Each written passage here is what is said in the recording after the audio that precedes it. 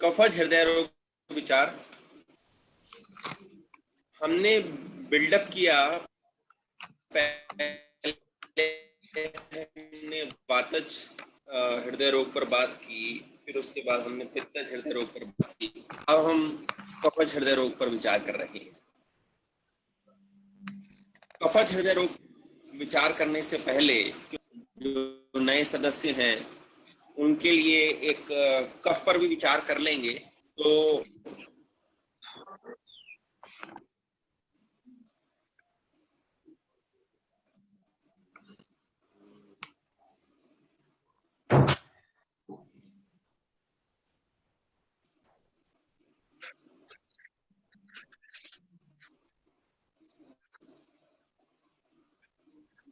Pen जलेन फलेन इति कफः। Ka means water and pho means flourishing. That which is flourished by water is kaf. Pain jalain iti kapha. Number two, shlish lingari. The root of shleshma is shlish. Kaf molecules hug together and create a compact mass.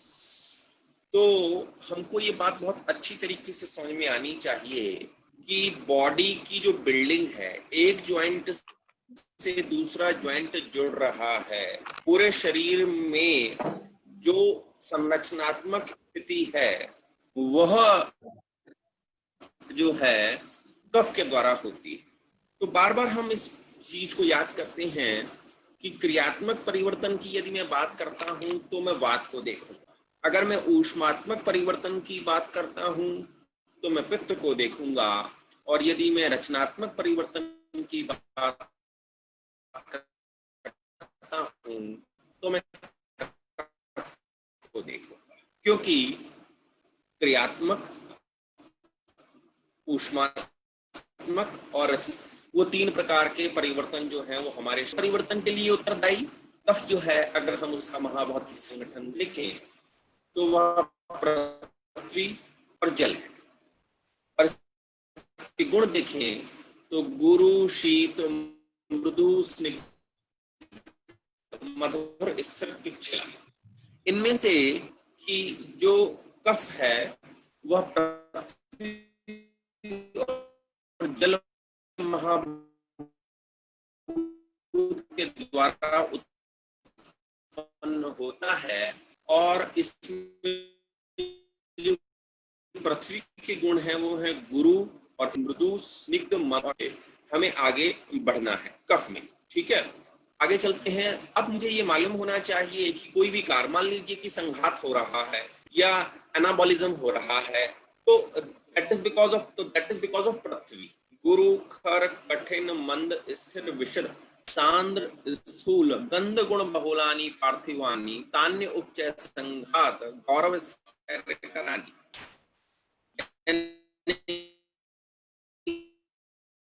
कहीं पर भी संघात है, कहीं पर भी स्थिरता दिखाई देती है, कहीं पर भी किसी चीज को बढ़ता हुआ देखते हैं, उपचय एनाबॉलिज्म देखते हैं, तो दैट इज बिकॉज ऑफ पृथ्वी।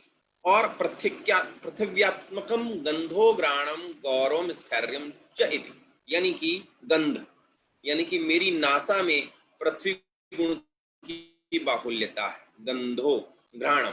और जो इंद्रिय, नासा इंद्रिय है और जो उसका अर्थ है गंध, वह जो है पृथ्व्या, भारी होना, स्थैर्य होना, और मूर्ति, रचना आपको दिखाई देगा, आपको स्ट्रक्चर दिखाई देगा, वह पृथ्वी का गुण है।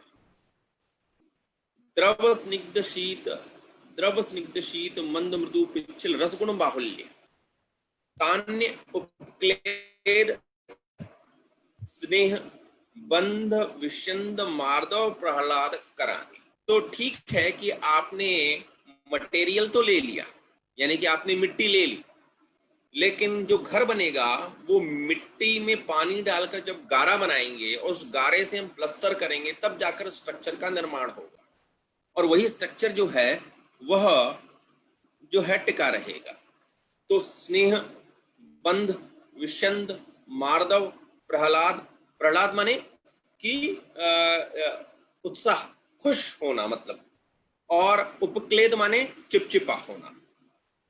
जैसे मिट्टी को यदि हम पानी में अगर बना के पेस्ट बनाते हैं तो वो उपक्लेदमक हो जाएगी।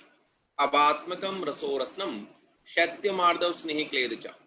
रसो रसनम, रस और रसन, रसना, रसना माने जीवा, शैत्य शीतता, मार्दव मृदुता सॉफ्टनेस, स्नेह, और क्लेद चिपचिपापन। ये दैट इज यह जो है यह जल महाभूत का लक्षण है। अब कफोत्पत्ति कैसे होगी? तो मैंने आपको बताया था कि यदि हम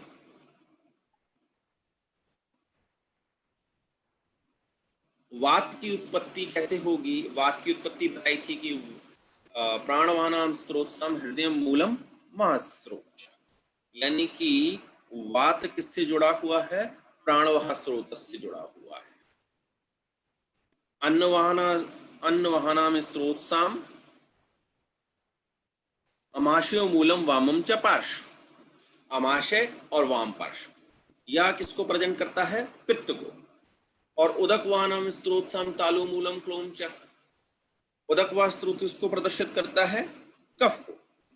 यानी कि ये जो तीन स्त्रोतस हैं या तीन चीजें हैं, हम बाहर से इनकारपोरेट करते हैं।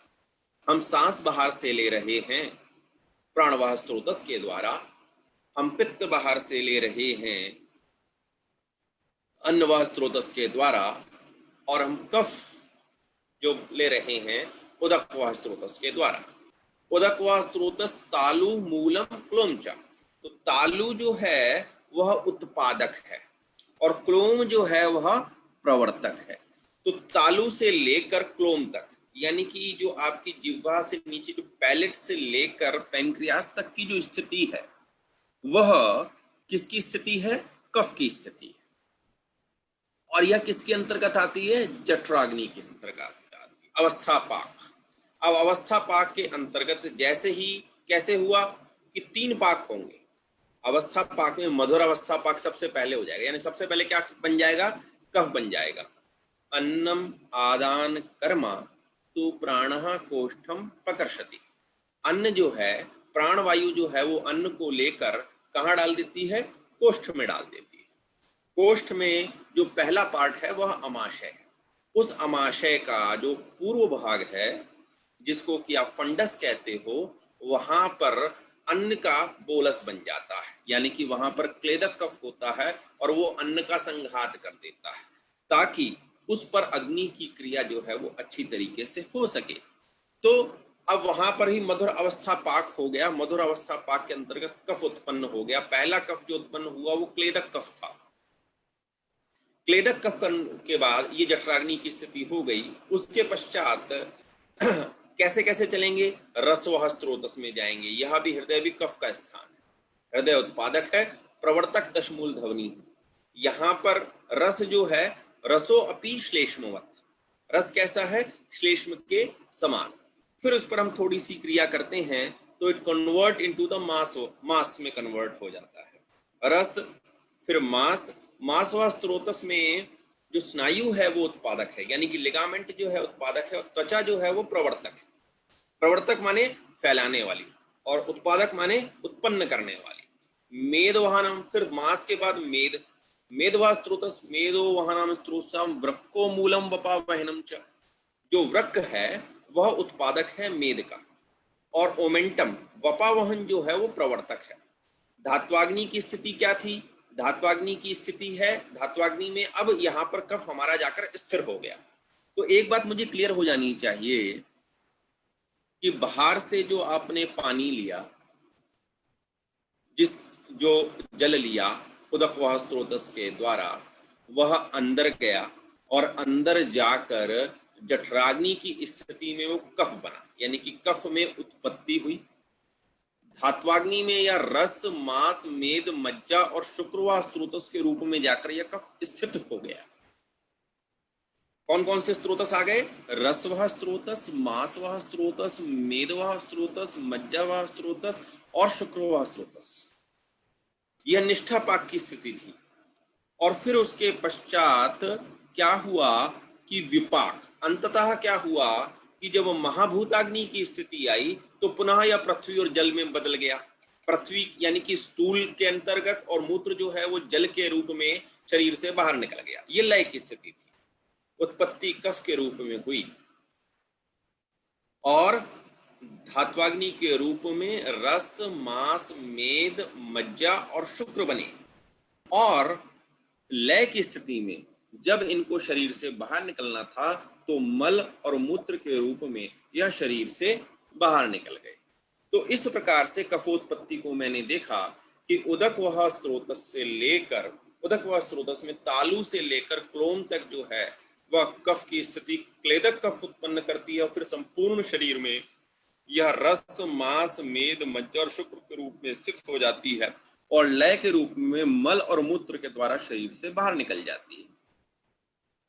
जैसा कि अब मैं यहाँ पर इसमें आप देखेंगे कि उदकवाह स्रोतस आया, प्राकृत कफ जो था वो उस दोष की उत्पत्ति, दोष उत्पत्ति।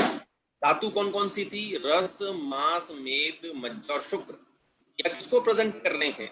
यह कफ को प्रेजेंट कर रहे हैं, धातु के रूप में स्थित हो गए। और फिर पुरीश, मूत्र, नासा और जिह्वा। देखिए, नासा से भी मल निकलेगा, जिह्वा से भी मल निकलेगा और पुरीश और मूत्र तो आप जानते ही हैं कि लय की स्थिति में आएंगे। ये सारे कौन से हैं? मल हैं। ये लय की स्थिति में उत्पत्ति, स्थिति और लय, दोष, धातु और मल। दोष, धातु, मल मूलम ही शरीरम। और उनका वहन कौन से कर रहे हैं? उत्पादक स्रोतस कौन सा है? उदकवह। धारक स्रोतस कौन कौन से हैं? रस, मांस, मेद, मज्जा और शुक्र। और विसर्जक स्रोतस कौन कौन से हैं? पुरीश्वह और मूत्रवह। यहां तक क्लियर है आपको? यस सर, क्लियर है। यस सर, क्लियर है? अब आगे चलूं। Yes sir, yes sir. अब केन जलेन इति कफः अवलंबक कफ वायु को दर्शा रहा है, बोधक कफ जल को दर्शा रहा है, क्लेदक कफ अग्नि को दर्शा रहा है, श्लेषक कफ पृथ्वी को दिखा रहा है और तर्पक कफ आकाश को दिखा रहा है। मैं 1 मिनट आपको बताता हूं कि किस तरीके से चीजों को लिंक करते हैं।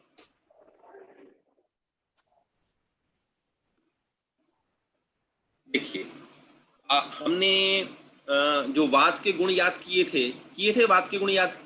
यस यस सर, याद किए थे। अच्छा, वात के गुण हमने याद किए थे। तो डॉक्टर अमनदीप कौर जी मुझे बताइए वात के गुण कौन कौन से होते हैं?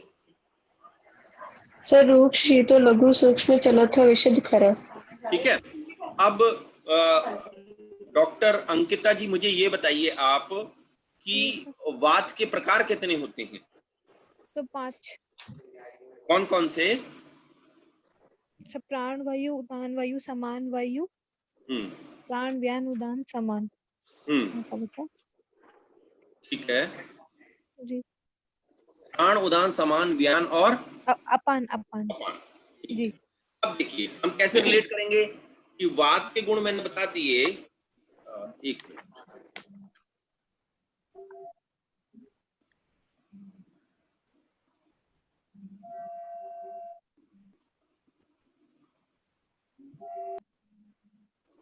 प्राण, उदान, समान, व्यान और अपान, ये 5 वायु के प्रकार हैं।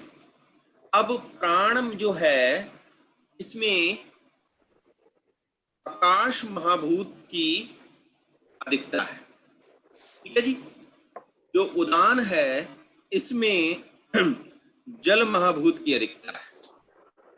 जो समान है क्योंकि वह पाचन का काम करता है इसलिए उसमें तेज महाभूत की अधिकता है। व्यान है क्योंकि वह संपूर्ण शरीर में गमन करता है इसलिए उसमें वायु महाभूत की अधिकता है। और अपान जो है वह सबसे नीचे की ओर है और गुरुत्वाकर्षण के कारण लय की स्थिति में शरीर से बाहर से मलों का निष्कासन कर देता है, इसलिए इसकी स्थिति कैसी है? पृथ्वी, आकाश, जल, तेज, वायु और पृथ्वी। ये क्लियर है आपको? Yes sir. Yes sir. Yes sir. ठीक है। Yes sir. अब आकाश, वायु के गुण, आकाश में क्योंकि लघु और सूक्ष्म गुण होता है, वात का शीत गुण का प्रेजेंटेशन उदान के द्वारा होता है। तत्र रूक्ष, रूक्ष गुण, अग्नि का गुण क्या है? अगर हम आकाश वो तेज महाभूत के गुण देखेंगे तो वह है रूक्ष, उष्ण, तीक्ष्ण। तो रूक्ष गुण जो है दैट इज प्रेजेंट बाय समान वायु। लघु, तत्र लघु शीत, और वायु के द्वारा कौन सा गुण आता है? क्योंकि चलना है तो चल गुण जो है वो वात का व्यान वायु के द्वारा प्रदर्शित होता है। और अपान वायु के द्वारा, क्योंकि मल जो है वो कैसा होना चाहिए? खर। मल कैसा हो जाता है? खर हो जाता है आखिरी में जाके, पक्वाशय में जाकर जब कटु अवस्था पक हो जाता है और मुंचन यानी कि विवेचन करने के बाद मुंचन मुंचन होता है, तो दो चीजें होती हैं। एक तो हमारा मल विशद हो जाता है, क्लियर हो जाता है, और दूसरा कैसा हो जाता है? खर। खर यानी कि खर पाक हो जाता है, यानी कि ठोस हो जाता है, कंसोलिडेट हो जाता है। ठीक है। तो तत्र रूक्षो लघु शीता सूक्ष्म चलो विषता खरहा। प्राणवायु आकाश महाभूत लघु सूक्ष्म गुण क्यों प्रदर्शित कर रही है? मीन्स कि इफ I work on प्राणवायु, I have to choose the medicine which have the लघु and सूक्ष्म गुण। हाँ जी डॉक्टर साहब, हाँ जी बेटा पढ़ा रहा हूँ, आजो।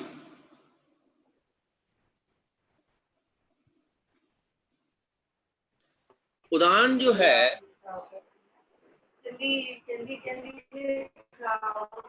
उदान, प्लीज अनम्यूट।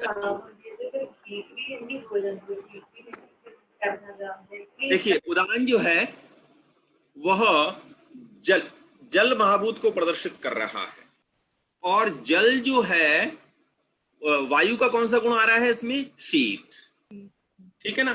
तो जब मैं इस तरह का विवेचन कर लेता हूं दोषों के साथ, तो मुझे जो है वो चीजें जो है वो काफी क्लियर हो जाती है।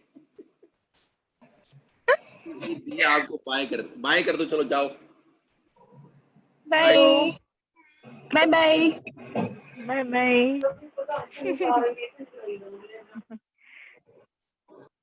तो ये क्लियर हुआ आपको? Yes sir. Yes sir. नहीं हुआ clear? हो गया सर। हो गया। हो गया ना? Yes sir. जी सर। तत्र रूक्षो लघु शीतो सूक्ष्म सूक्ष्म चलो अथ विशद खरः। ठीक है ना। तो अब ये सारे गुण जो है मैंने वो वायु में डाल दिए, और मुझे ये मालूम है, अब मुझे ये मालूम पड़ जाएगा कि अगर मैं नासा की बात करता हूं तो इस नासा में गंध गुण है, पृथ्वी है, तो यहाँ पर अपान वायु का कभी कार्य आएगा। ये आपको हमेशा ध्यान में रखना है, क्योंकि सेल टू सेल बात चलेगी। व्यान वायु में चल गुण है, समान वायु में रूक्ष गुण है, और उदान वायु में जल यानी कि शीत गुण है। और अब क्योंकि जल जो है वो किससे रिलेट कर रहा है? सस्नेहम उष्णम तीक्ष्णम च द्रवमलम सरम कटु, वहां के द्रव से ये जल जो है वो कोरिलेट करेगा। उदान प्लस पित्त की स्थिति कैसे होगी, समान प्लस पित्त की स्थिति कैसे होगी, इस तरीके से हमको जो है वो कार्य करना चाहिए, ताकि हमें जो विश्लेषण है वो बहुत अच्छी तरीके से समझ में आए। क्योंकि लोग कर तो लेते हैं कि भाई व्यान वायु और वो कर रहे हैं, लेकिन उनको समझ में नहीं आता कि इसका क्लिनिकल एप्लीकेशन कैसे करें।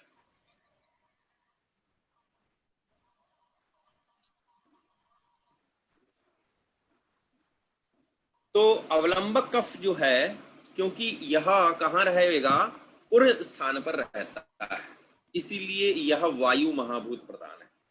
बोधक कफ यह जिह्वा में रहता है, और जिह्वा में रसना में जो पृथ्वी और जल है वह रस का बोध कराते हैं, तो जल महाभूत की अधिकता हमारी जिह्वा में रहती है। क्लेदक कफ क्योंकि यह आमाशय में रहकर पाचन में सहायता करेगा, इसलिए यह अग्नि गुण प्रधान है। और श्लेषक कफ यह जो है पृथ्वी महाभूत प्रधान है। क्यों? क्योंकि इसको जोड़ना है, संघात करना है। ठीक है ना।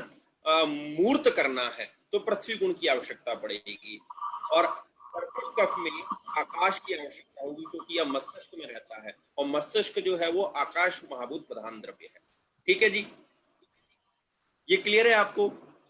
Yes sir. Yes sir. किसी को इसमें कोई दिक्कत?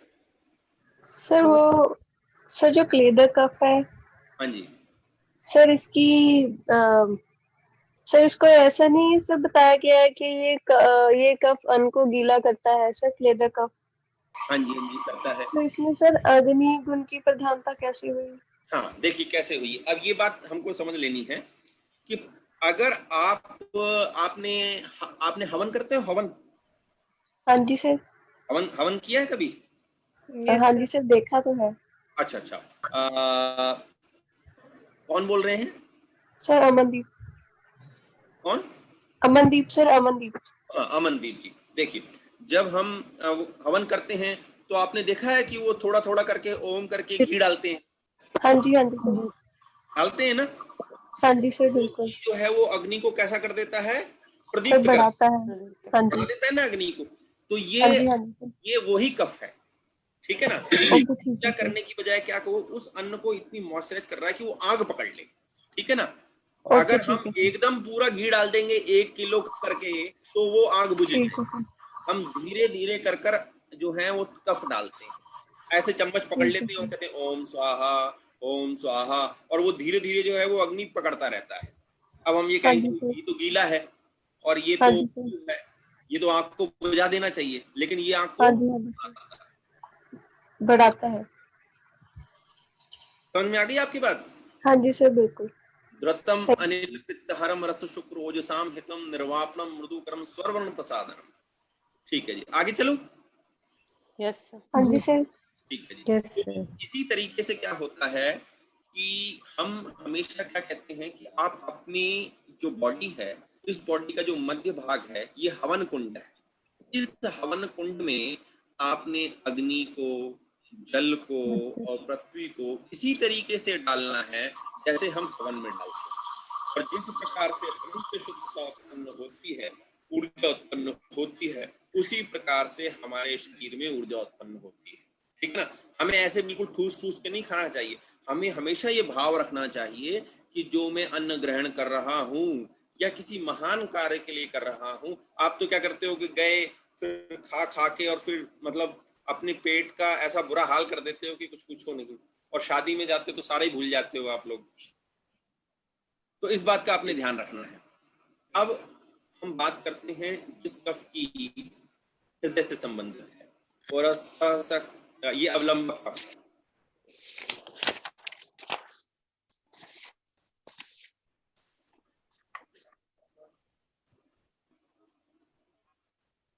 अवलंबक कफ उरस्थसः त्रिकस्य स्ववीर्यतः हृदयस्य अन्नवीर्यात् कतस्य एवं अम्बुकर्मणा कफम धामनम च शेषानां च यत् करोति अवलंबनम। अवलंबन यानी कि सपोर्ट करना, हृदय को अपनी वीर से और अंबुकरम से, जो इसमें थोड़ा सा जल का अंश है इस कफ में, उसके द्वारा ये अवलंबक कफ जो है वह हृदय को क्या देता है? सपोर्ट करता है, अवलंबक कफ।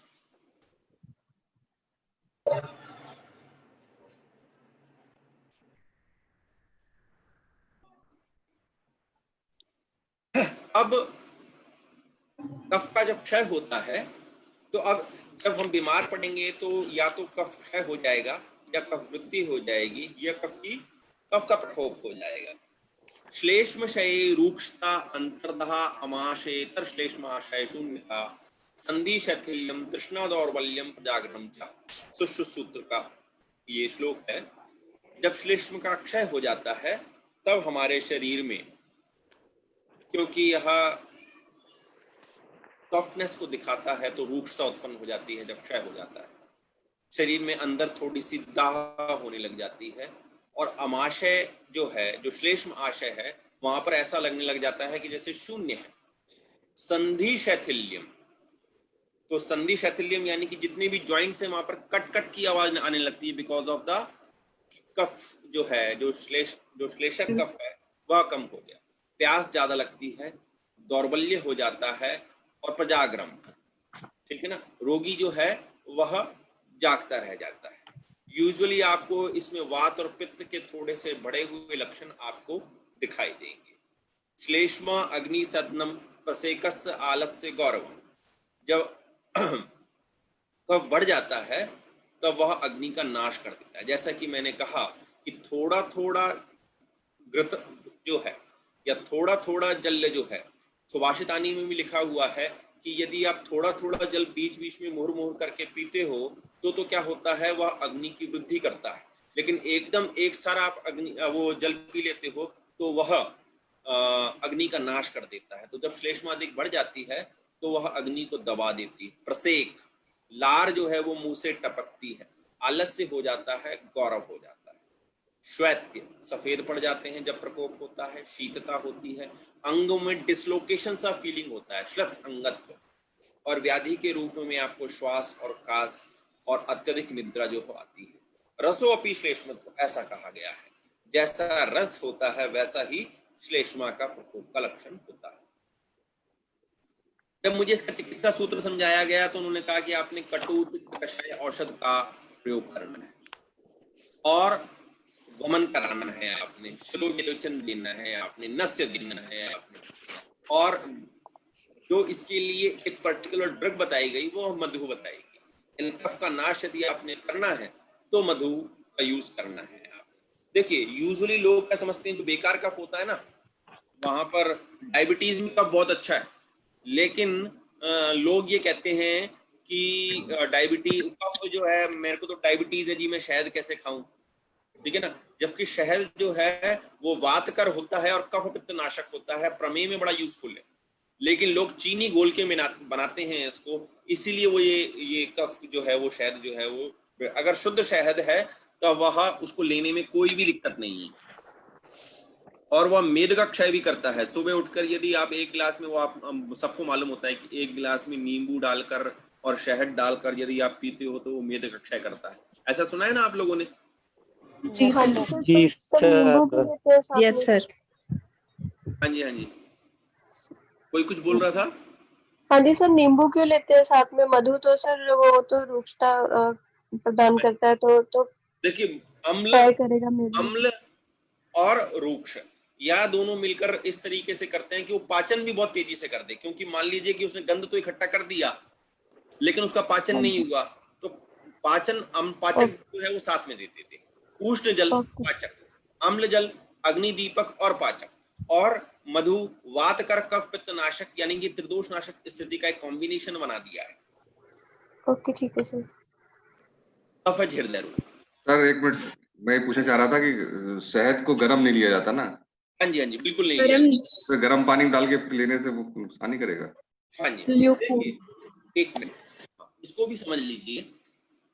क्या होता है कि वैद्य को ये कहा गया है कि वह जो होता है वो औषध का प्रयोग जो है वो अमृत के समान भी कर सकता है अगर वो विष का प्रयोग करता है तो ये स्थिति जो है, जैसे कि आपने ये भी सुना होगा कि घृत और मधु को जो है वो मिलाकर नहीं लेना चाहिए। सुना है ना आपने? जी हाँ जी सर। है ना? समान मात्रा में, लेकिन समान मात्रा में। समान मात्रा में। और हम कई जगह पर जहां पर हमको बहुत अच्छा बहुत जल्दी रिजल्ट चाहिए होता है, मतलब कैसी कंडीशन कि आपके पास आपातकालीन स्थिति है, अपनी ड्रग को आपने बहुत तेजी से, जैसे एम्बुलेंस में बैठाना है, तो आप क्या करते हो, धृत और मधु को समान मात्रा में देते हैं हम अनपान के रूप में। तो धृत और मधु का जब समान मात्रा में अनुपान हो जाता है तो वो विष की तरह कार्य करता है। अब आपने धृत और मधु लिया और साथ में आपने सीतोपलादी मिला दिया या श्वासकोठार मिला दिया या आपने हृदय अर्णव रस मिला दिया, तो क्या होगा कि जो धृत और मधु का कॉम्बिनेशन है वह विष का व्यवायी और विकासी गुण के रूप में परिवर्तित हो जाएगा। व्यवायी और विकासी का मतलब क्या है कि एक तो जो एक ही मिनट के अंदर संपूर्ण शरीर में फैलना और सभी संधि बंधनों को तोड़ता हुआ अपनी जगह पर पहुंच जाए, ठीक है। तो वह विष क्या होगा, धृत और मधु आपने इतना नहीं दिया कि किसी की मृत्यु हो जाए, आपने क्या किया कि एक व्हीकल के रूप में कि विष के 10 गुण होते हैं और आपने वो छोटी सी मात्रा की में मिलाकर दे दिया और उसका व्यवहारी और विकासी गुण बढ़ा दिया और रोगी को वो तुरंत तीर की तरह जाके लगता है। इसी तरीके से ये जो आप कॉम्बिनेशन ले रहे हैं, इसमें आपने मधु को गर्म करके नहीं लिया, मधु को गर्म पानी में मिलाया। अब वो क्या करता है, विष की तरह संपूर्ण शरीर में फैलकर फैट का नाश करना शुरू कर देता है, मेद का। लेकिन आपका प्राण हरक नहीं होता क्योंकि आपने एक ही ग्लास लिया है, ठीक है ना। अगर आप केवल मधु को गर्म करके लेंगे तो वह आपको विष की तरह मार डालेगा। ये क्लियर है आपको? क्लियर हुआ? Yes sir. ठीक है ना। तो आपने क्या किया कि उसका व्यवहारी और विकासी गुण तुरंत फैल जाए और संधि बंधनों को तोड़ दे, ऐसा गुण यूज किया है आपने। तो ये वैद्य के ऊपर है कि वह किस तरीके से औषध को यूज कर अमृत बना देता है। चरक में भी इसका रेफरेंस दिया गया है। हाँ जी, हाँ, चरक में भी एक ही व्याधि में बताया गया, मेदगत व्याधि में ही इसका जिक्र किया गया सर, उष्ण जल के सामने लाके। ये देखिए क्या होता है इसका, जैसे कि मान लीजिए चरक को जब हम पढ़ते हैं ना, तो जो वो बात कह रहा है वह एक्चुअली में शाश्वत और त्रिकालिक बाधित सत्य कह रहा है। अगर वो ये कहता है किसी एक जगह पर उसने किसी भी चीज के लिए जो चिकित्सा सूत्र दे रखा है वह अन्य जगह भी लागू होगा जहां जहां पर मेद आएगा, ठीक है ना। विष को उनको पढ़ने का तरीका जो है वह अलग होता है। नील, ये क्लियर हो गया सुदीप जी आपको? Yes sir. हाँ जी सर। आगे चलूं? Yes sir. Yes sir. जब हम कफज हृदय रोग पर आते हैं, कफज हृदय रोग 15 कोष्ठ की संख्या 15 चरकने में आई, उनमें से एक कोष्ठ बताया हृदय। अब उस हृदय में, उस कोष्ठ में हमने कफ की स्थिति को रख दिया। ऐसे ही हमने पित्त की स्थिति में कोष्ठ को रख देना है और ऐसे ही हमने वात की स्थिति में रख देना है। और फिर क्या करना है, संचयम च प्रकोपम च प्रसम स्थान संचयम व्यक्ति भेदम चयो वेत्ति रोगानाम स भवेत् विषक। तो अब आपने क्या करना है संचय की स्थिति में, तो संचय की स्थिति में आपने क्या कहा कि भाई तत्र संचिता नाम खलु दोषानाम स्तब्ध पूर्ण कोष्ठता, स्तब्धता और पूर्ण कोष्ठता। अब ये वात कोष्ठ में ले जाइए तो हृदय कैसा हो गया संचय की स्थिति में, वात के कारण स्तब्ध और पूर्ण कोष्ठ। तत्त संचिता नाम खलु दोषानाम स्तब्ध पूर्ण कोष्ठता पीताव भास्ता मंदूष्मता। पीताव, अब ये कोष्ठ के लक्षण आएंगे, पीताव भास्ता और मंद ऊष्मता। और च अंगानाम गौरवम आलस्य, गौरव और आलस्य, यह जो है कफ के संचय के लक्षण दिखाएंगे, जबकि कफ जो है वह हृदय में जमा होने लगेगा। तो आपने क्या करना है कि वात पित्त कफ के लक्षण आपको मालूम है, वृद्धि और क्षय के लक्षण आपको मालूम है, और आपने हर एक कोष्ठ में उसको रख के देख लेना है। जो 15 कोष्ठ हैं उन 15 कोष्ठ में आप वात पित्त कफ को रख के देख लीजिए। अब चरक ने क्या किया, हमने लक्षण समुच्चय तो किया है, लेकिन इससे पहले इन 3 चीजों को बड़ा महत्वपूर्ण स्थान दिया, स्तब्धता, सुप्तता और स्तिमितता। ये 3 लक्षण जो हैं वह कफज हृदय रोग के अंतर्गत आते हैं, जो कि बहुत महत्वपूर्ण है। Firmly fixed, rigid, immovable, paralyzed. सुप्तता, insensible, dull, resting, latent, inactive. स्तिमितता, fixed, rigid, unmoved, motionless, steady, paralyzed. यानी कि हृदय में जब कफ जमा हो जाएगा तो हमको मालूम है कि मूवमेंट जो है, क्योंकि कफ जो है वो मंद गुण को दर्शाता है, तो मंदता आ जाएगी, गति की कमी आ जाएगी, इनएक्टिवनेस आ जाएगी, मोशनलेस हो जाएगा, सॉलिडिफाइड हो जाएगा, रिजिड हो जाएगा। यानी कि इन्फेक्टिव कार्डियोमायोपैथी से लेकर कार्डियो टेम्पोनेट तक की जो स्थिति है, दैट इज कफज हृदय रोग। अब यहाँ पर बात करते हैं कि हमने ये सब सारे लक्षण पैदा कर लिए, वो कर लिए थे, उनको इकट्ठा कर लिया था, और फिर हृदय सुप्ति मैंने बताया, अभी अपने देखा, सुप्ति, स्थैमित्य, हृदय भार, प्रतीति, अर्थस्तंभ, तंद्रा, अरुचि, कास, अग्निसाद, निष्ठीव, अतिनिद्रा, आलस्य, ज्वर और आस्य माधुर्य। या 13 लक्षण जो हैं वह आपको कफज हृदय रोग में मिलेंगे। ठीक है जी, क्लियर है आपको यहाँ तक? Yes sir. Yes sir. हाँ जी यस सर। सर। जल्दी बोल दो सारे। हाँ जी सर। यस सर हो गया। Yes sir. ठीक है आगे। अब हृदय भार प्रतीति कैसे होगी कि जो आपकी कार्डियक मसल है उसमें मिथ्या कफ, यानी कि वह कफ का काम तो ये है कि स्ट्रक्चर का निर्माण करना, पोषण देना, पर वह नहीं दे रहा, वो तो जाकर जम गया, ठीक है ना। जैसे शहद जम जाता है वैसे ये कफ जाके जमा हो जाएगा, तब आपको क्या लगेगा कि भारीपन सा लगेगा, और शुष्क कफ जो है वहां पर जमा हो जाएगा, फिर आपको ऐसा लगेगा कि हृदय में जो है वो भारीपन प्रतीत होगा, दैट इज हृदय भार प्रतीति। नंबर 2, स्तंभ। अब क्योंकि मोशन नहीं हो रहा, क्योंकि मिथ्या कफ जो है उसने क्या किया कि कोष्ठ में कफ की स्थिति ज्यादा हो गई, पृथ्वी और जल की स्थिति ज्यादा, जिसके कारण कफ का प्रकोप हुआ, तो वायु का चल व लघु गुण नष्ट हो गया, दैट्स व्हाई यू फील स्तंभ। अब देखिए वातज हृदय रोग में भी क्या हुआ था, स्तंभ हुआ था जी सर। हुआ था ना, और Yes, sir. लोगों में आपको स्तंभ दिखाई दे रहा है। दोनों में ड्रग ऑफ चॉइस जो है वो अलग अलग हो जाएगी, ध्यान रखना। तंद्रा इंद्रियार्थेषु संविति गौरव जंभनम क्लमः निद्रा तस्यैव यस्य आतस्य तंद्रा विनिर्देशेत सुषुप्ति, कि इंद्रिय जो हैं वो अपने अर्थों को ग्रहण करने में जब असमर्थ हो जाती हैं तब आपको क्या लगता है, भारीपन लगता है। जंभा, ये वात का लक्षण है कि क्या हो रहा है कि कफ तो जमा हो गया और वात जब इधर उधर कर रहा है तो आपको बार बार जमाई आ रही है, तो क्योंकि वो नीचे तो जा नहीं पा रही, तो कैसे आ रही है, ऊपर की ओर आ रही, जंबनम, तो जंबनम क्लमः, और फिर क्योंकि वो पोषण नहीं दे पा रही तो आपको क्लम यानी कि बिना श्रम के ही थकावट महसूस हो रहा है। निद्रा तस्यैव यस्य आतस्य तंद्रा विनिर्देशेत। अब कफ आवृतवात के लक्षण देखिए। शैत्य, कफ आवृतवात के लक्षण याद है किसी को? मैंने लिख रखे हैं वैसे तो कोई बताएगा वैसे, अगर किसी को नहीं याद है सर। गौरव शूल और सर गौरव कौन बोल रहा है, किस किस को याद है वैसे? गौरव सर शक्ति गौरव शूल कटु क्षय उष्ण कमिता। चलो ये लिखा ही हुआ है, कफ आवृतवात, यानी कि तंद्रा मुझे कब कब आएगी, कफ आवृतवात हो जाए, मनोदुष्टि हो जाए, इंद्रिय व इंद्रियार्थ प्राकृत सन्निकर्ष ना हो, यानी कि जो मेरे सेंसेस हैं वह अपने सब्जेक्ट को सही तरीके से नहीं ले पा रहे हैं और मैं डिप्रेशन में हूं, तब मुझे तंद्रा आएगी।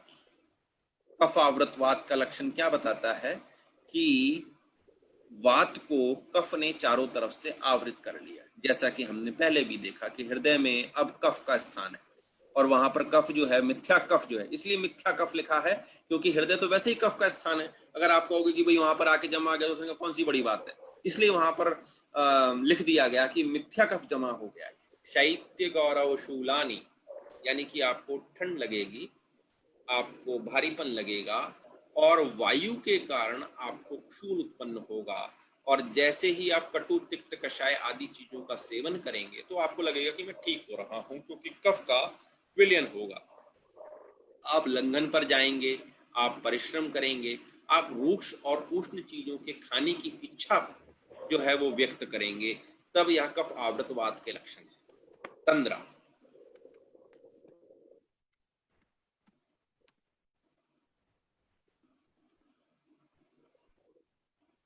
अरुचि, कफ आवृत प्राण। अब मैं इसको फटाफट अब पूछता हूं, अब समझ में आ जाएगा। अरे पन्ना मत पलटो। अंकिता को याद है ना मेरे ख्याल से। डॉक्टर दिनेश, आप मुझे बता सकते हैं कफ आवृत प्राण के लक्षण क्या होते हैं?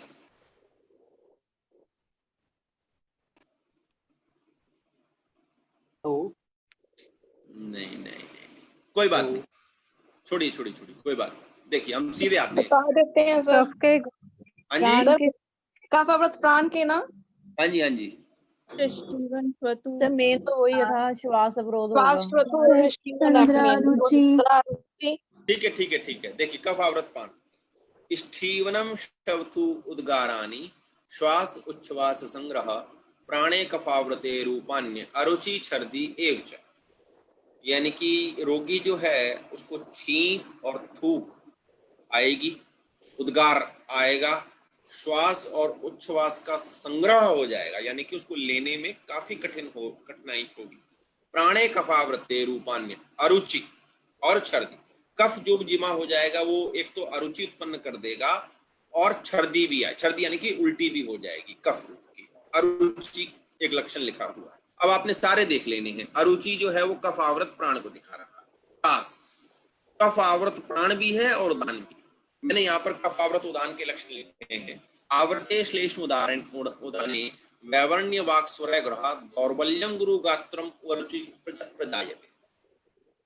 जब उदान वायु जो होती है वह श्लेष्म के द्वारा आवृत हो जाती है तो वैवर्णता हो जाती है, क्योंकि ऑक्सीजनेशन की क्रिया जो है वह दिक्कत हो जाती है। उदान वायु जो है वो ऑब्स्ट्रक्ट हो जाती है, लैरिंक्स से जाकर टकरा नहीं पाती, जिसके कारण वाक स्वर ग्रह हो जाता है। ऊर्जा की उत्पत्ति नहीं हो पाती, जिसके कारण दौर्बल्य उत्पन्न हो जाता है। और कफ जो है वह गुरु गात्रता यानी कि शरीर में भारीपन को और अरुचि को उत्पन्न कर देता है। कास अग्निसात कफ आवृत समान और प्राण। यहाँ पर मैंने कफ आवृत समान के लक्षण लिखे हैं। कफ आवृत प्राण के अपने लक्षण पढ़ लिए थे। क्या थे वो? स्टीवनम शब्द उद्गार श्वासावरोध उद्गार छवथु। ठीक है। कफ आवृत समान के लक्षण क्या आएंगे? अस्वेदो उपहीन मात्रम स्वेद दोष अंबु वहानी स्त्रोतांसी समधिष्ठिता अंतर अग्नि ही च पाष्टो समानो अग्नि बल प्रदा। अस्वेद क्योंकि वह स्वेद को प्रवृत्त करने वाला है समान वायु, और जब उसको कफ ने घेर लिया समान वायु को तो अस्वेद की स्थिति हो गई। अग्नि जो है वो मंद हो गई, लोम हर्ष उत्पन्न हो गया। क्यों हो गया? क्योंकि स्वेद उत्पन्न नहीं हो रहा, तो लोम हर्ष जो है वह उत्पन्न हो जाता है। कफ आवृते समाने स्याद गात्राणाम च अतिशीतता, क्योंकि अग्नि का क्षय हो गया, तेज महाभूत का क्षय हो गया, तो वह शीतता को उत्पन्न करता है। शरीर में ऐसा लगता है जैसे ठंड हो गई। निष्ठीवनम इसका भी हमने देख लिया था, क्षवतु स्टीवनम आया था ना, बार बार तूप का था। कफ आवृत प्राण लक्षण। अतिनिद्रा कफ वृद्धि में है, श्वेत ना आया था। कफ प्रकोप के लक्षण क्या थे? हाँ जी, श्वास कास अति निद्रता आया था। हाँ, श्वास कास अति निद्रता कफ वृद्धि व तमोगुण का लक्षण है। आलस्य प्रकोपित कफ और कफावृत क्षीणवात। और यदि ज्वर हो जाता है तो कफ की वृद्धि हुई अमाशय में, जिसने अग्नि को मंद किया। अब कोष्ठ से अग्नि निकलकर मिथ्या आहार विहाराभ्याम दोष है अमाशय आश्रया बहिर्निरस्य कोष्ठाग्नि ज्वरदास्यूरसानुगा। मिथ्या आहार विहार के कारण क्या हुआ कि कफ की वृद्धि हो गई अमाशय, जिसके कारण अग्नि मंद हो गई और जो रस बना वह दुष्ट हो गया, और वह दुष्ट रस जो है वह संपूर्ण शरीर में घूमकर रस की ज्वर की उत्पत्ति करता है। और आपको मालूम है कि रस दुष्टि में ज्वर लक्षण है ना। अश्रद्धा च अरुचि च आस वैरस्यम अर्सकस लासो गौरवं तुंडा स अंगमर्दो ज्वरात्मा। ठीक है ना, ज्वर का लक्षण रस व स्रोत की व्याधि है ज्वर। कफ जब मुंह में, मैंने आपको बताया प्रसेक का लक्षण आता है। आस माधुर प्रकोपित कफ निराम कफावृत प्राण और रस वृद्धि के लक्षण। आस माधुर्य मुख में मीठापन रहेगा। चिकित्सा क्या करनी है आपने? संज्ञादि क्वाथ 2 से 4 ग्राम अंतराभक्त 3 बार जल के साथ। कुमारी आसव मिश्रणम 20 ml अंतराभक्त 3 बार जल के साथ। श्वास कुठार 1-1 ग्राम अंतराभक्त मधु के साथ। हेम गर्भ मिश्रणम 125 से 250 mg अधोभक्त 2 बार मधु के साथ। और कारस्कर कल्प, ये कारस्कर किसको कहते हैं मालूम है आपको? नहीं सर। हाँ जी, नहीं मालूम सर। नहीं मालूम। कुपीलू को कहते हैं, ठीक है। और कुपीलू कुचला मतलब सर कुचला नक्सवामिका। हाँ, स्ट्रिक्टनेस नक्सवामिका, वेरी गुड।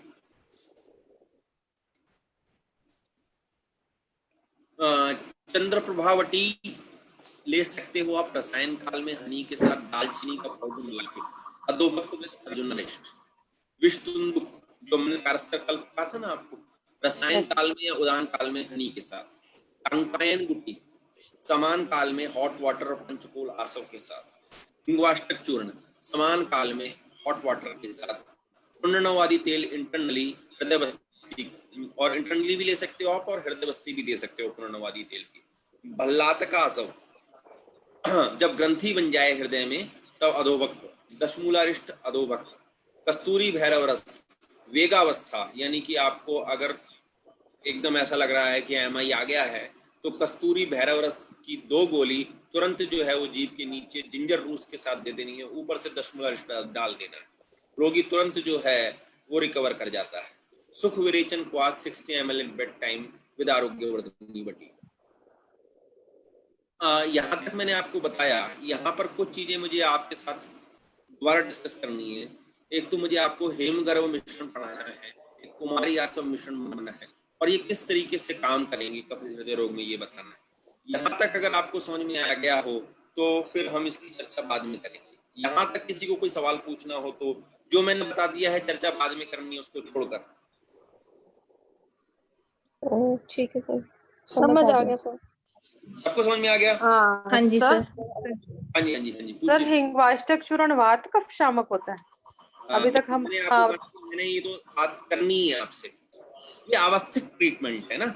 ये क्या होता है कि हम सब चीजें देंगे नहीं तो मुझे मालूम मुझे चंद्रप्रभावती कब देनी है, मुझे विष्णुन्दुक कब देनी है ना। ये तो मुझे याद करना, मतलब समझना है।